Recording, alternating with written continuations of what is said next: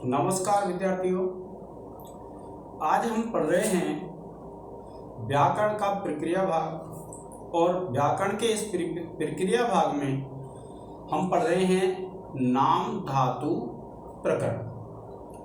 अब देखिए, नाम धातु प्रकरण में पुत्रियति, वाच्यति, राज्यति, राजयति, इन सब सिद्धियों को मैंने इससे पहले वीडियो में पढ़ा दिया था। अब देखिए, जो वीडियो है इसमें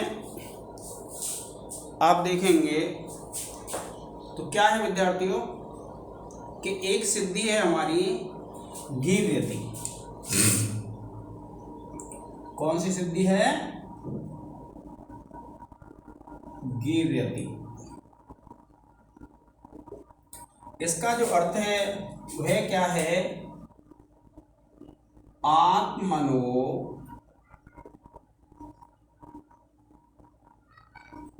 गिरम इच्छति।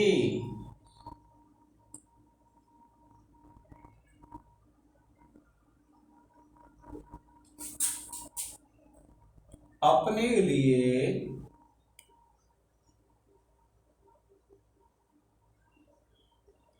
वाणी चाहता है।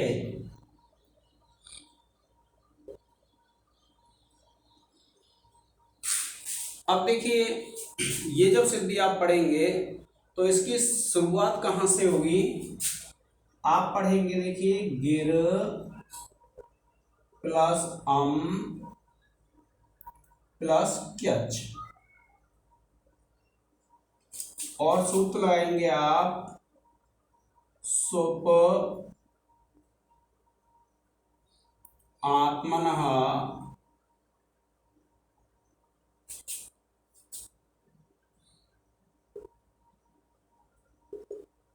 क्यच।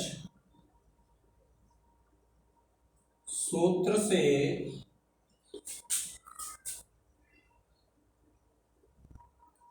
इच्छा अर्थ में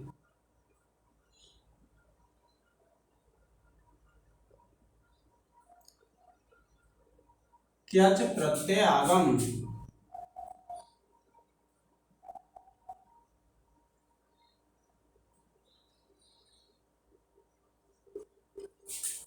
अब देखिए, जब क्यच आ जाएगा तो आपको पता है क्यच के चा की हलंत्यम से संज्ञा हो जाएगी और क की लसक को तद्धिते सूत्र से इस संज्ञा हो जाएगी और तस्य लोपः सूत्र से दोनों इस संज्ञकों का लोप हो जाएगा और बचेगा य।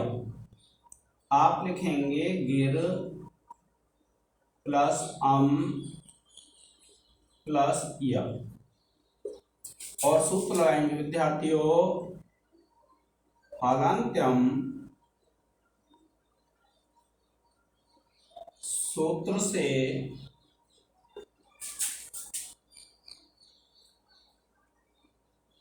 क्यच के चकार की इत संज्ञा और लसक्व तद्धिते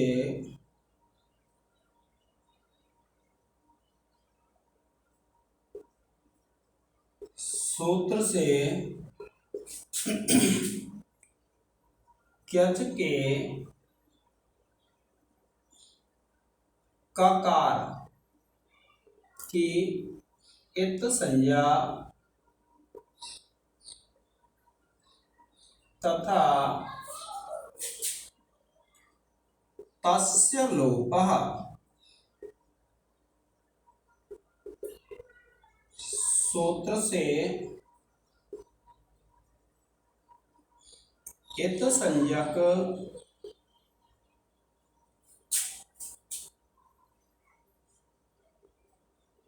चकार व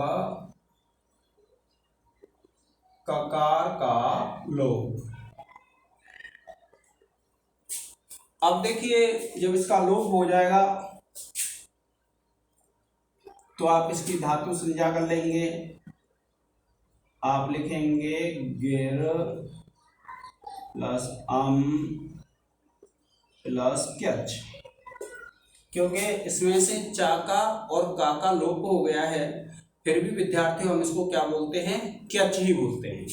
तो देखिए आप लिखेंगे सूत्र है एक आपका सनाध्यंता धातवः,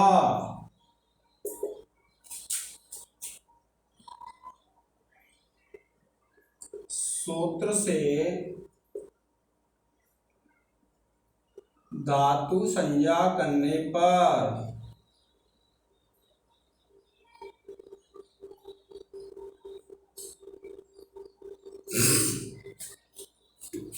इसके बाद देखिए जब धातु संज्ञा हो जाएगी तो हम इसका सुप का लोप कर लेंगे। आप लिखेंगे गिर प्लस ये किसका है, क्यच का है विद्यार्थियों। और सूत्र लगाएंगे, आप देखिए आपका सूत्र था एक सुपो धातु प्रातिपदिकयोः,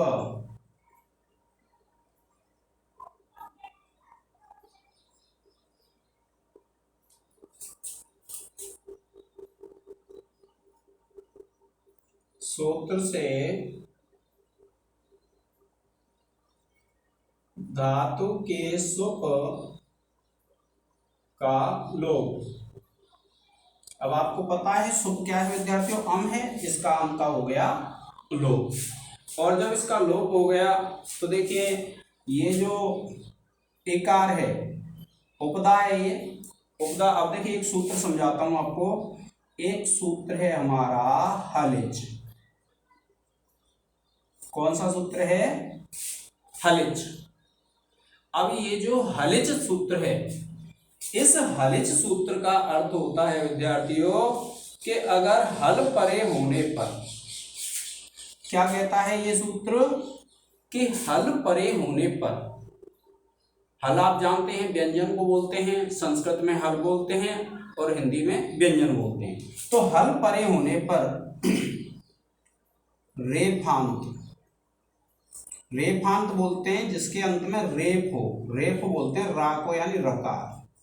जैसे पोर धातु है, गिर धातु है, इनमें पीछे क्या है, रेफ है। और एक है वकारांत, वकारांत बोलते हैं विद्यार्थियों जिसके अंत में वाह हो, जैसे दिव धातु है, इसमें वाह है। तो ये क्या कहते हैं, ऐसी धातु जिसमें या तो पीछे वाह हो या रेप हो, रेप कहते हैं जिसके अंत में रा हो। तो ऐसी धातु के बाद यदि हल आ रहा है तो इसकी जो उपदा होती है, उपदा किसको बोलते हैं, जैसे मान लीजिए ये दिव धातु है, देखिए एक सूत्र है अलो अंत्यात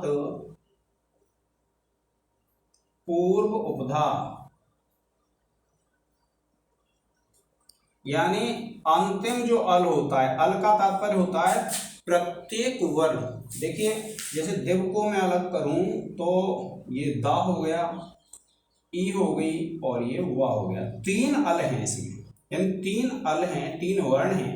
तो अंतिम जो वर्ण होता है उससे पहला जो वर्ण है वो क्या कहलाता है, उपधा। तो ये जो हलिज सूत्र क्या कहता है कि रेफांत का तात्पर्य जिसके अंत में रा हो, वकारांत का तात्पर्य है जिसके अंत में वा हो, ऐसी धातुओं के बाद यदि हल आ रहा है, हल आप जानते हैं व्यंजन को कहते हैं, हल आ रहा है तो इसकी उपधा को दीर्घ हो जाएगा, अर्थात अगर ई होगी तो दीर्घ ई हो जाएगी, अगर ऊ होगा तो दीर्घ ऊ हो जाएगा।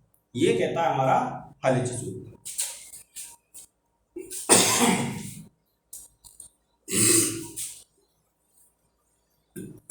तो अब देखिए यहां पर हमारा सूत्र लग जाएगा हलिज, और ये गिर से हो जाएगा आपका गिर, और क्यच, और सूत्र लग जाएगा